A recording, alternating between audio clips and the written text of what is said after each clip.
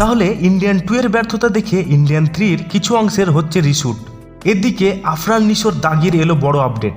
আর finally জানবো আমিন খান কাদের দিল খোঁচা। প্রথমে আসি এক সময়ের জনপ্রিয় অভিনেতা আমিন খানের কাছে। সম্প্রতি এক ইন্টারভিউতে বাংলা চলচ্চিত্রের সাথে যারা সম্পৃক্ত তাদের উদ্দেশ্যে বেশ কিছু কথা বলেন। তিনি বলেন, এই সময় যারা প্রযোজক ও পরিচালক আছেন তারা পুরনোদের উপর ভরসা করতে পারছেন না। তারা রাস্তা থেকে ধরে এনে সবাইকে সুপারস্টার বানাচ্ছেন, সে কুৎসিত হোক বা অভিনয় কি সেটা না জানুক। এমনকি যার প্রচুর টাকা আছে তাকেও সুপারস্টার বানিয়ে ফেলছেন। তিনি ঠিকঠাক কথা বলা বা এক স্টেপ হাঁটাও না জানুক, তাদেরকে মেগাস্টার সুপারস্টার বানিয়ে ফেলেছেন। তাদেরকে সেলুট জানাই। আপনি দেখেন কারো কাছে টাকা আছে, হিউজ পরিমাণে টাকা আছে, সুপারস্টার বানিয়ে ফেলছেন। রাস্তাতে একটা বিটঘুটের চেহারা দেখলেন একটা, হ্যাঁ এই মনে করেন অভিনয় জানে না। তাহলে আমিন খান কাদের উদ্দেশ্য করে কথাগুলি বললেন আপনারা কিন্তু কমেন্ট বক্সে অবশ্যই জানাবেন। এবার আসি কামাল হাসানের কাছে।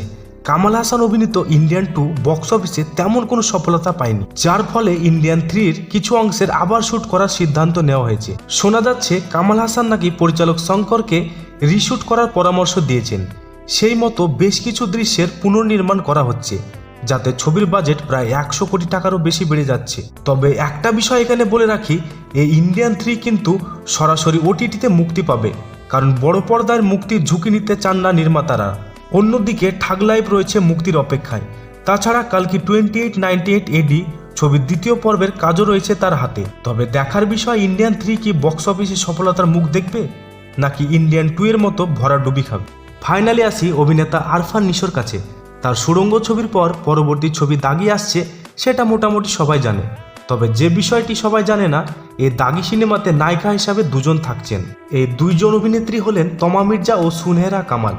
এই দুই নায়িকাকে নিয়ে দাগি সিনেমার শুটিং শুরু করেছেন আরফান নিশো। আনুষ্ঠানিক ঘোষণা দিয়ে সিনেমার শুট করার কথা ছিল, কিন্তু নানা জটিলতায় সেটা সম্ভব হয়নি।